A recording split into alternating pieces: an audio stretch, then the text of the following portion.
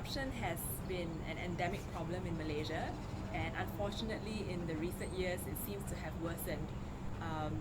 Many Malaysians have experienced corruption that has pervaded the system right from the bottom all the way up to the top, and the problem is that the leadership at the very top does not think that it's serious enough to address. And this is evident by our CPI scores, the Corruption Perception Index, where Malaysia actually got worse in the most recent index that was just released this year. This just goes to show that public perception is very low at this point in time, and unfortunately it's the trust in the public system, in the system of politics and government, that is at its very worst.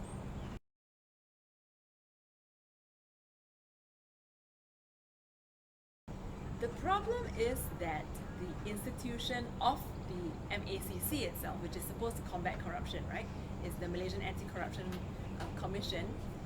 Yes, it was made into a commission supposedly to have more teeth, but ultimately it still reports to the Prime Minister's department, and you can't have an MACC reporting to the Prime Minister's office, which perhaps it might want to conduct investigations on, which it has done over the last year. So MACC not being independent is a major structural problem, and ultimately you want the MACC to be able to be independent of the executive and reporting to Parliament.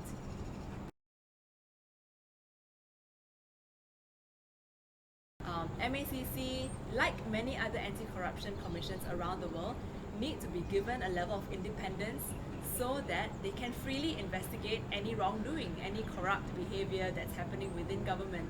We all know that's where a lot of corruption actually stems from. What it needs to happen is that it needs to become an independent anti-corruption commission, and with an IACC. So number one, they will need to be reporting to Parliament. Number two, the Chief Commissioner or the Chairman of this new commission would need to have security of tenure so that their job will not be threatened anytime they want to investigate someone who's high up like the Prime Minister.